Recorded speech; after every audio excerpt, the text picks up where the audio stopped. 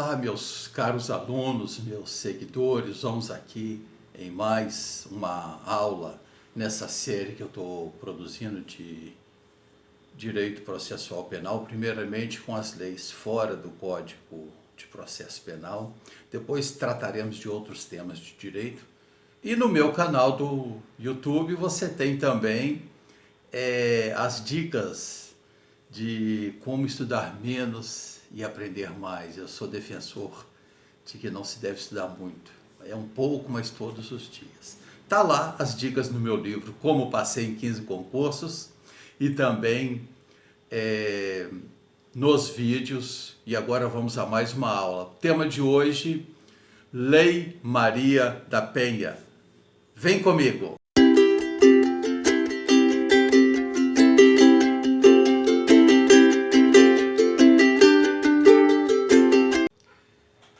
Vamos então para mais uma aula com o tema Lei Maria da Penha. Por que esse nome, hein? Em 1983, uma senhora com esse nome, Maria da Penha, ela recorreu à polícia e à justiça depois de passar 23 anos sendo maltratada pelo ex-marido. E naquele ano de 1983, ele tentara matá-la 2 vezes. Uma vez com arma de fogo e a deixou paraplégica. Outra vez com a maldade de choque e afogamento.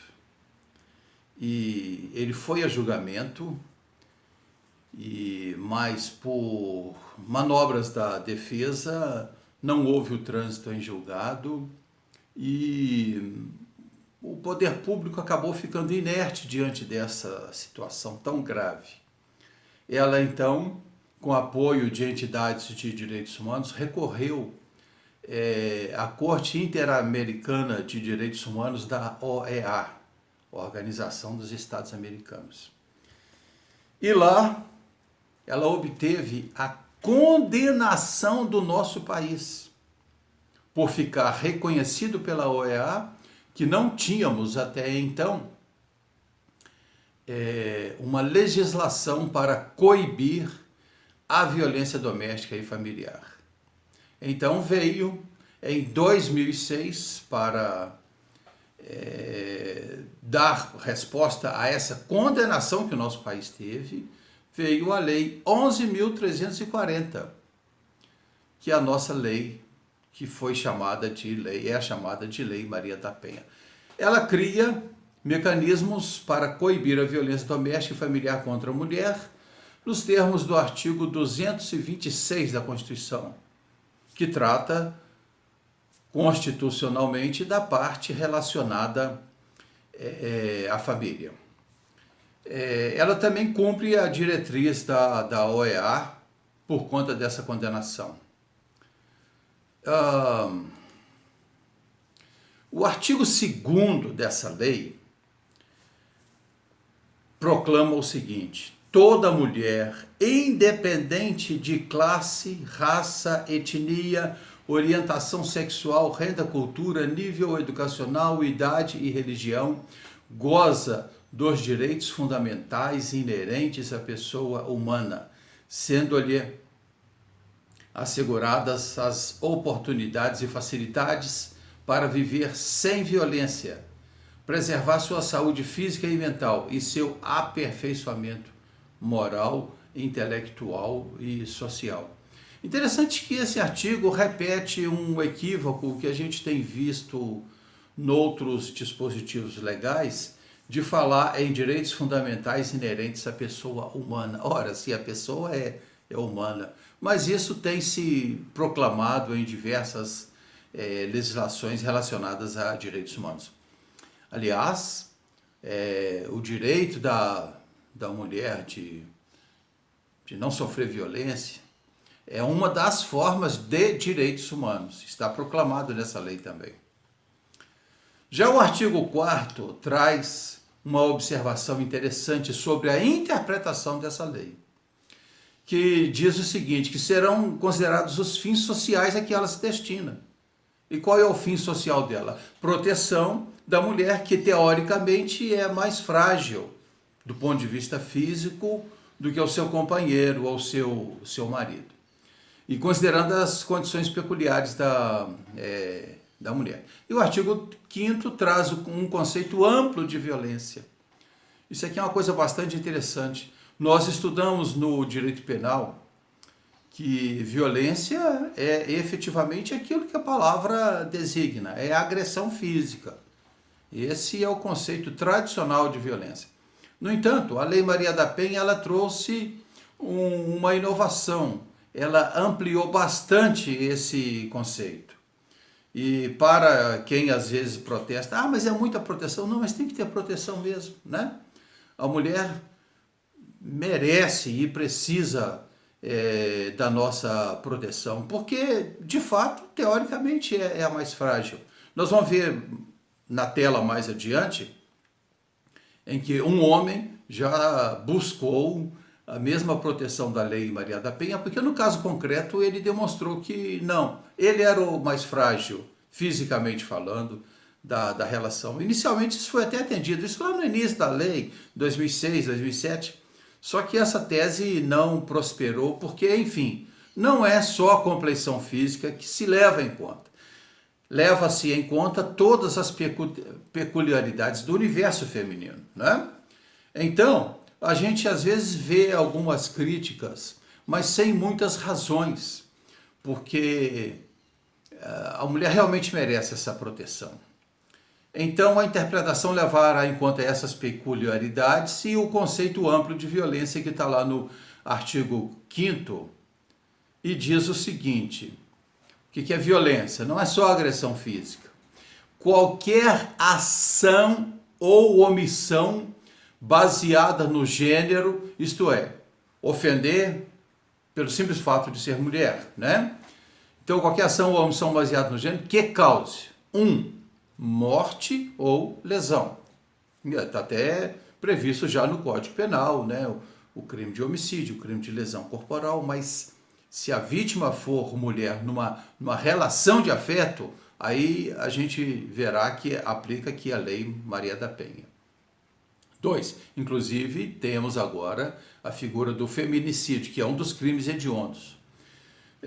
Além de morte e lesão, nós temos outro item aqui: sofrimento físico, sexual ou psicológico. Então, aquela ofensa que seria um crime contra a honra e que seria uma injúria, né?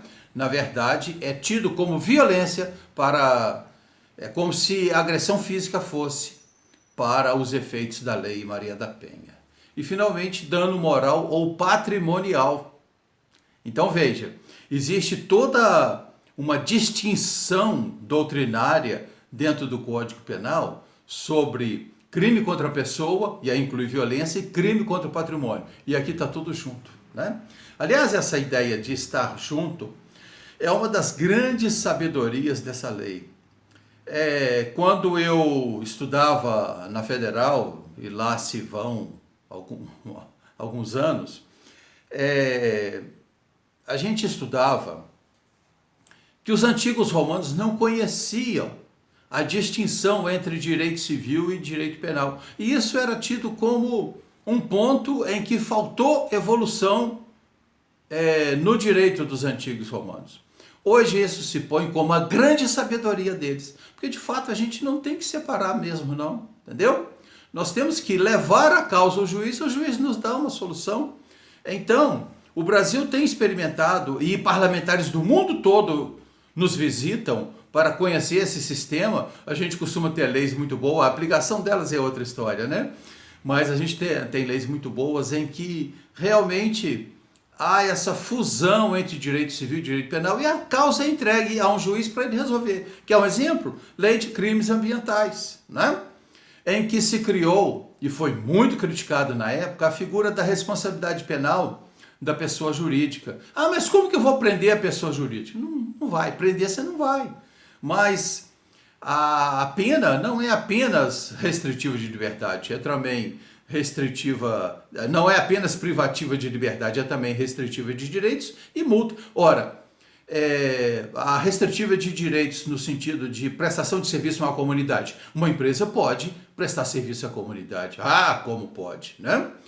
Multa. Claro que uma empresa pode pagar multa. Então, temos essas duas formas aí de responsabilizar penalmente uma empresa. E mesmo a prisão. Como que se dá a prisão? É o mesmo conceito lá do direito trabalhista de desconsideração ou desconstituição da pessoa jurídica para ir atrás dos sócios. No direito trabalhista tem isso. Então, a lei de crimes ambientais também permite isso. Desconsiderar a pessoa jurídica para ir à responsabilidade dos sócios. E outro exemplo em que há essa fusão de direito civil e direito penal é justamente a Lei Maria da Penha, que a causa é entregue ao juiz que tem a competência. A própria lei já diz, civil e penal. Ele resolve toda a questão. É claro que não esgota o tema civil, uma eventual demanda de divórcio, se bem que pode ser tratado aqui também, a legislação mudou em relação a isso, mas uma demanda de partilha de bens, não é? Que são aspectos mais detalhados, é remetido para o civil. Mas fora isso, o juiz da Vara Maria da Penha, ou do Juizado Maria da Penha, aqui em Minas fala Vara Maria da Penha, e tem a competência civil e criminal. Bom, voltando a esse conceito amplo de violência, nós veremos que essa violência ela pode abranger três aspectos: o lar, a família e, digamos, o namoro, isto é, qualquer tipo de relação afetiva, mesmo que não haja coabitação. Então, no âmbito do lar, nós temos a violência que se dá na habitação de convívio de pessoas, com ou sem vínculo familiar. A família, a comunidade formada por indivíduos que são ou se consideram aparentados, unidos por laços naturais, por afinidade ou por vontade expressa. Então veja que vai bem além do simples parentesco consanguíneo ou por afinidade. Basta a vontade expressa de estar junto e aí então a gente considera família. E o namoro, que eu assim chamei, diz respeito a qualquer relação íntima de afeto, na qual o agressor conviva ou tenha convivido com a ofendida, independente de coabitação. O parágrafo único do artigo 5º, ele também nos traz uma novidade bastante interessante.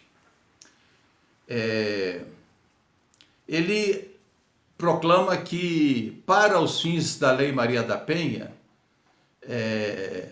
não há nenhuma dependência de orientação sexual. Vamos falar um pouco sobre isso.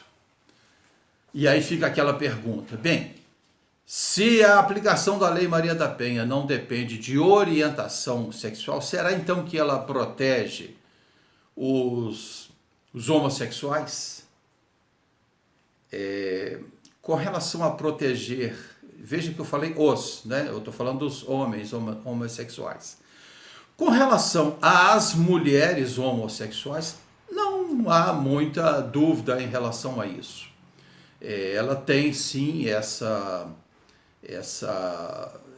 proteção, porque mesmo sendo homossexual, ela pode se ver agredida por um homem. E aí eu estou usando as expressões homem e mulheres para distinguir o gênero, né? A questão é quando a ofensa se dá no âmbito de relação homossexual propriamente dita. Aí a lei ainda não chegou a um consenso. Perdão, a lei não, a jurisprudência ainda não chegou a um consenso. A mulher homossexual tem uma parceira, só que essa parceira também é mulher, né? Agora, mais complexa ainda quando se trata de os homossexuais, os homens, né? Também não se chegou a um consenso em relação ao homem homossexual passivo, digamos assim, né? E também não se chegou a um consenso em relação ao indivíduo que era homem e fez a cirurgia de transgenia, isto é, para mudança de sexo. Teria ele, que para todos os efeitos civis agora é mulher, teria ele essa proteção da Lei Maria da Penha? Também ainda não se chegou a um consenso em relação a isso, justamente porque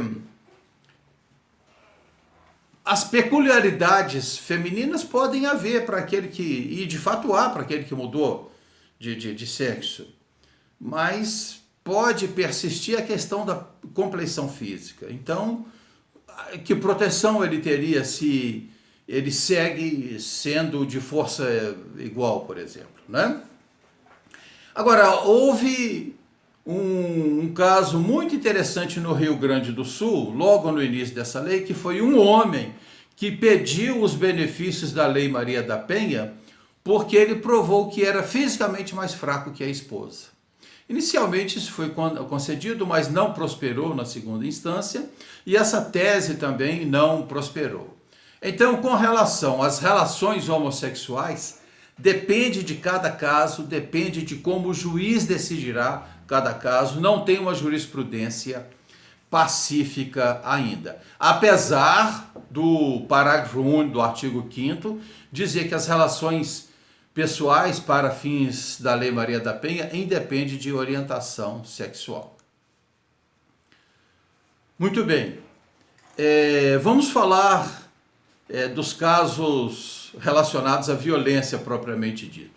Na iminência ou efetiva violência doméstica e familiar contra a mulher, ela terá as seguintes garantias. Então, no momento em que o fato está ocorrendo, ou na iminência de ocorrer, ela tem a garantia de proteção policial, encaminhamento a hospital ou instituto médico legal para fins de exame, transporte da ofendida e de seus dependentes quando houver risco de vida, acompanhamento da ofendida até o lar para retirar objetos pessoais. Além dessas garantias, nós temos aqui providências no âmbito policial e providências no âmbito judicial.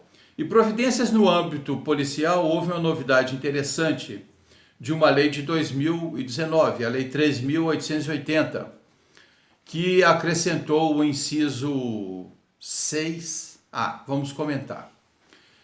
Então, as providências policiais consistem, obviamente, em ouvir a ofendida, começa por aí, né? Para se montar o procedimento de inquérito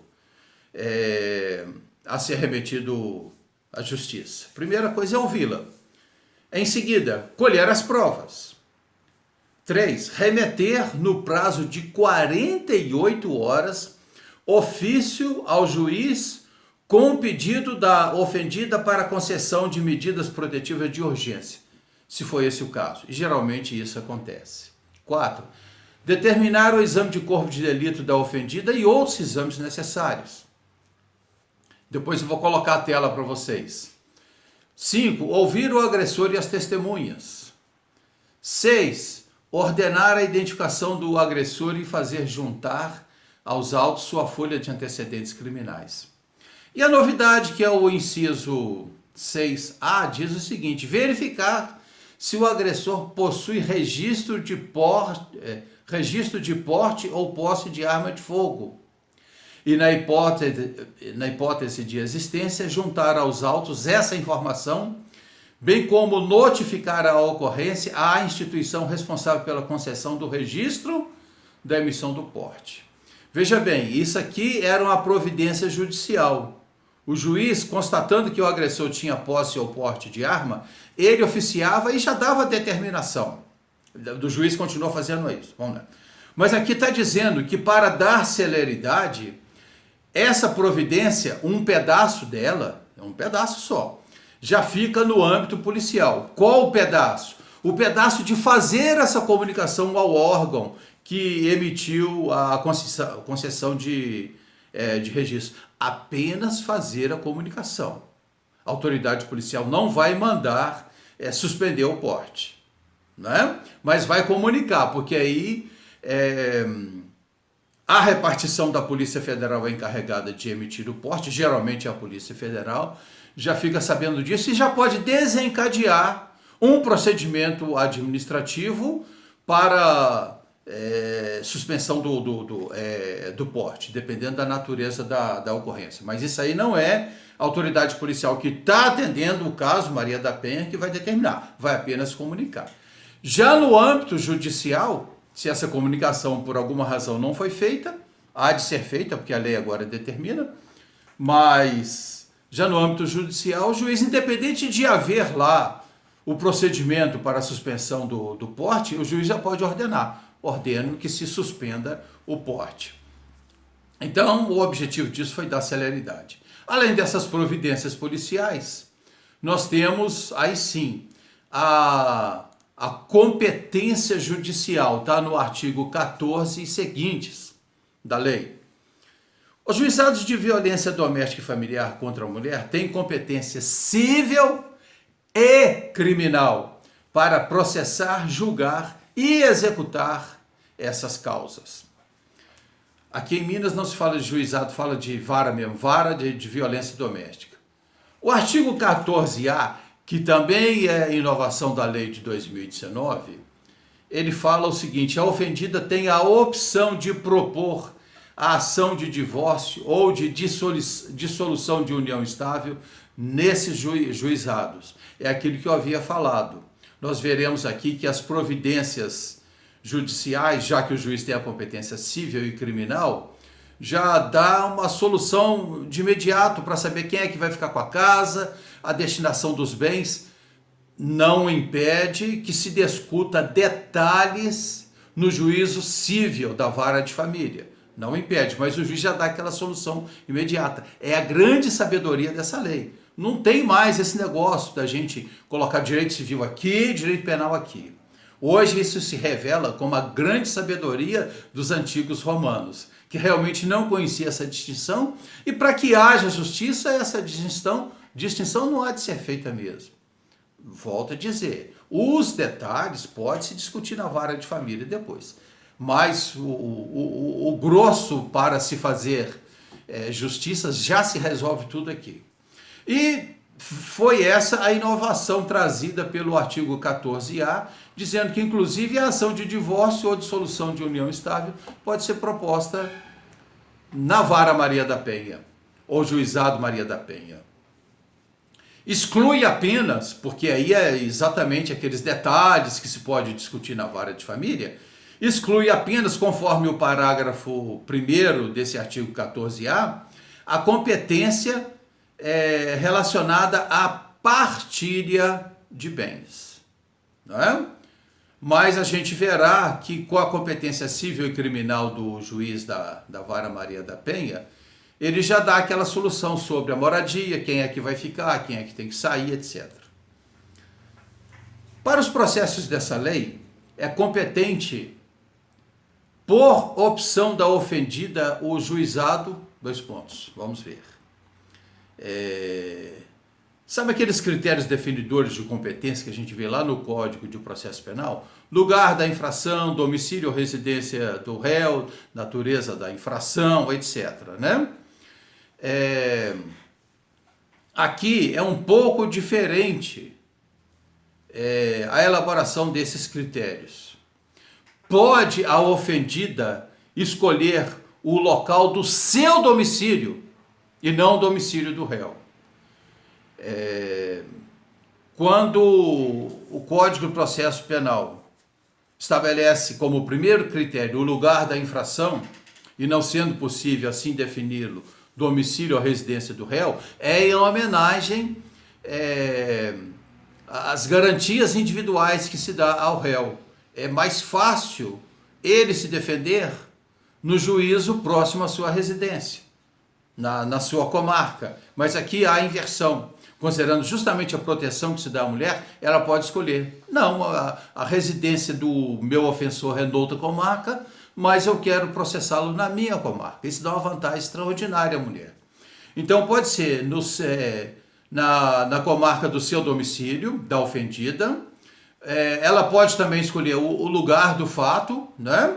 Ou, se ela vislumbrar algum tipo de vantagem, pode escolher o domicílio do agressor.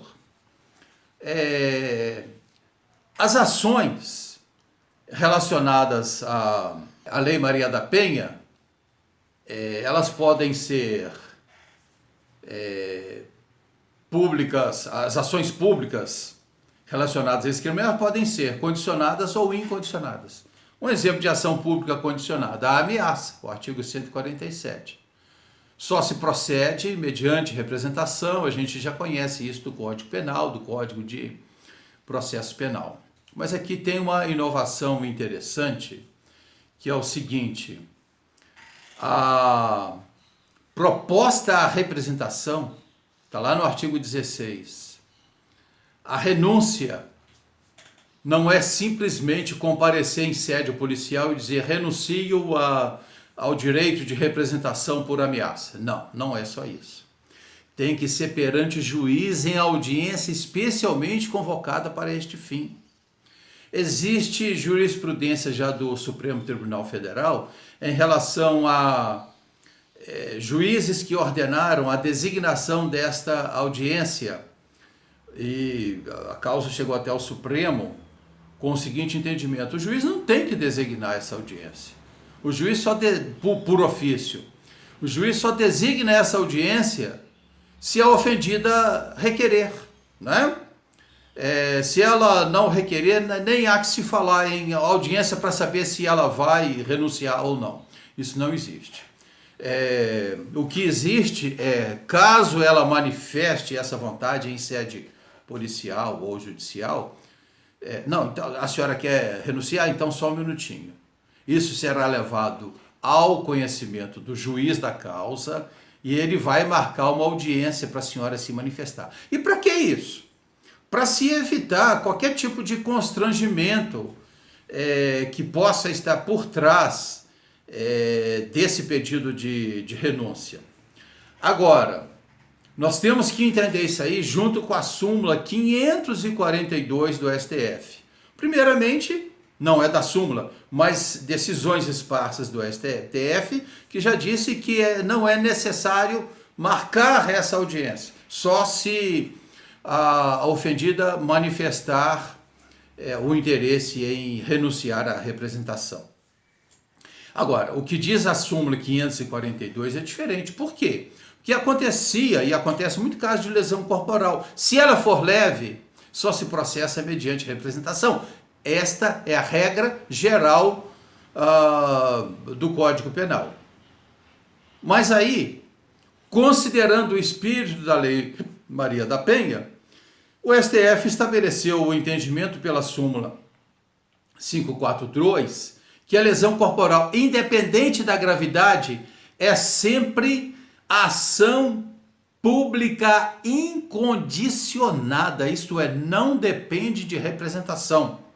Para acabar com aquele negócio, é lesão leve, então a mulher renuncia quando quiser. Não, não renuncia. Não renuncia porque, em se tratando de lesão corporal, o crime, no âmbito da Lei Maria da Penha, apenas será sempre de ação pública incondicionada, não depende da vontade da mulher.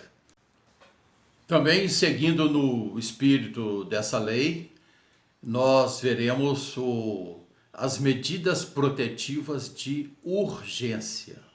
E aqui entrará em cena mais a parte de competência judicial mesmo. Elas estão lá nos artigos 18 e seguintes. Diz o seguinte: recebidos os autos, o juiz decidirá em 48 horas sobre 1. Encaminhamento da ofendida a órgão de assistência judiciária. 2.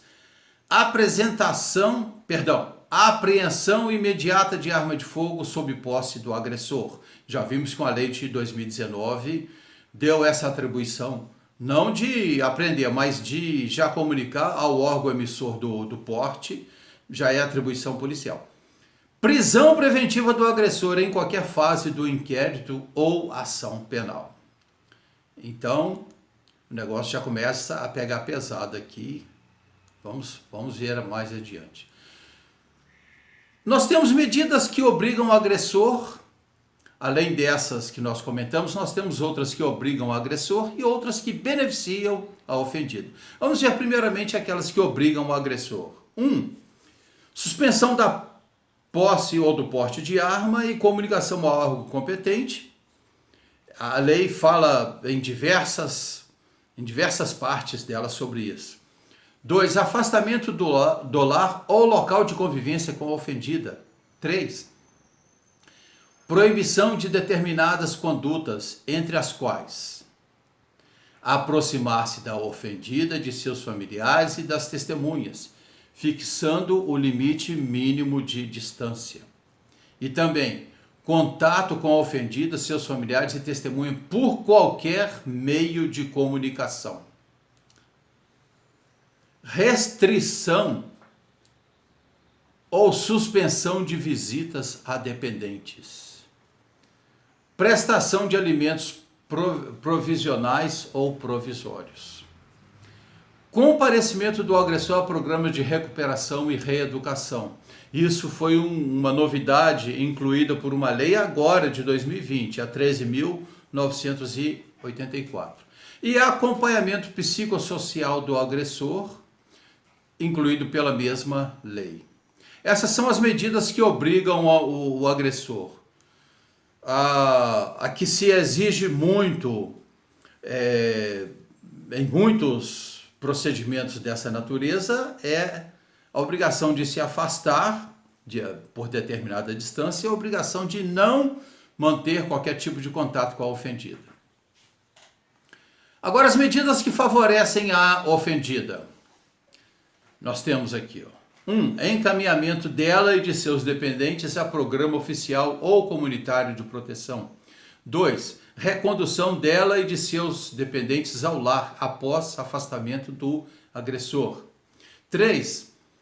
Afastamento dela do lar, sem prejuízo dos bens, guarda dos filhos e alimentos.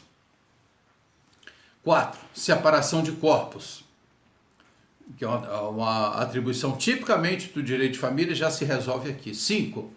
Matrícula dos dependentes sem escola de educação básica próxima do domicílio da ofendida.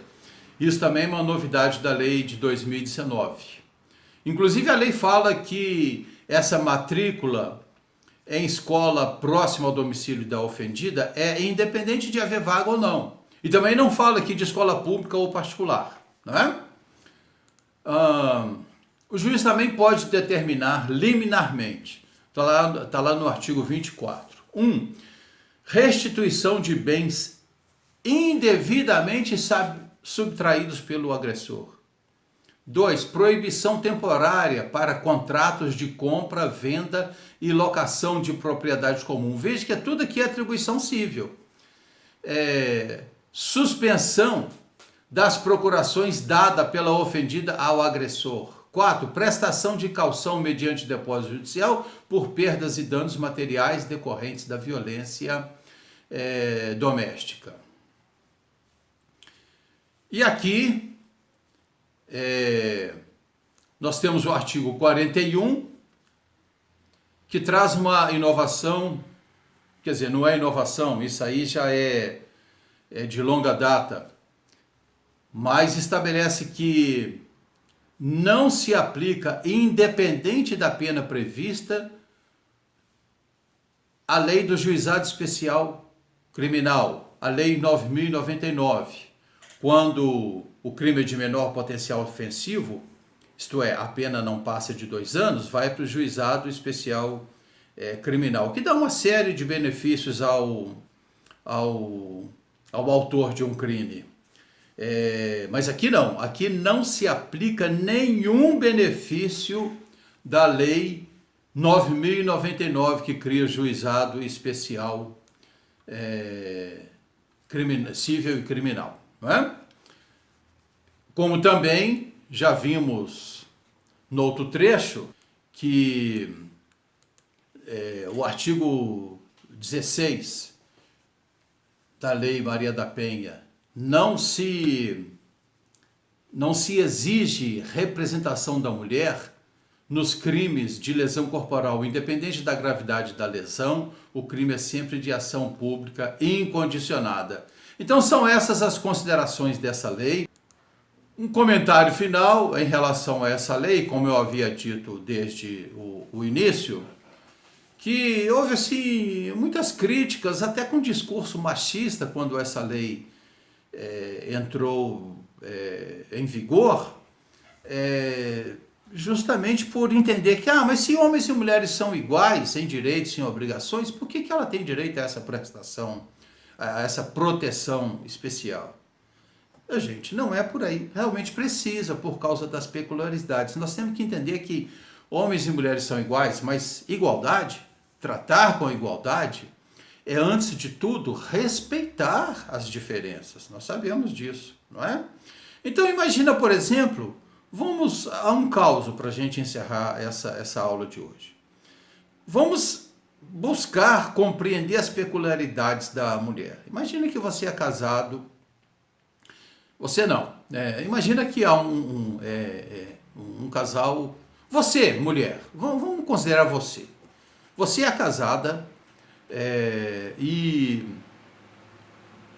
você está indo a uma festa de casamento, acompanhado do seu marido. No meio do caminho há uma chuva torrencial e a rua se enche de lama e o pneu do carro fura. Você caprichou no salão de beleza, pintou as unhas, colocou o seu melhor salto alto e agora, se não arrumar o pneu, você não chega até a festa. Você não chega até a cerimônia de casamento. Então você pede ao seu marido: meu bem, troca o pneu para nós. Imagina se ele te responder assim: eu não vou trocar não, troque você. Porque afinal homens e mulheres são iguais em direitos e obrigações. E nesse caso eu te pergunto, prezada aluna, prezada que nos acompanha nos meus canais. Nesse caso você troca o pneu? Não. Nesse caso você não troca o pneu. Talvez você até perca a cerimônia, mas você troca de marido. Onde já se viu uma falta de cavalheirismo dessa? Então, essas críticas que se faz, hoje nem tanto mais, não tem o menor fundamento, porque o que nós temos que levar em conta são as peculiaridades da mulher. É por isso que eu encerro fazendo um comentário sobre o meu livro, Como Passei em 15 Concursos. Meu canal tem dicas de como estudar menos e aprender mais, e também tem essas aulas. Lembrando que a terceira edição desse livro tem textos e poemas especialmente dedicados às mulheres, porque vocês, mulheres, realmente vocês fazem a diferença no nosso mundo. E viva as mulheres, viva a Lei Maria da Penha. Até a próxima aula!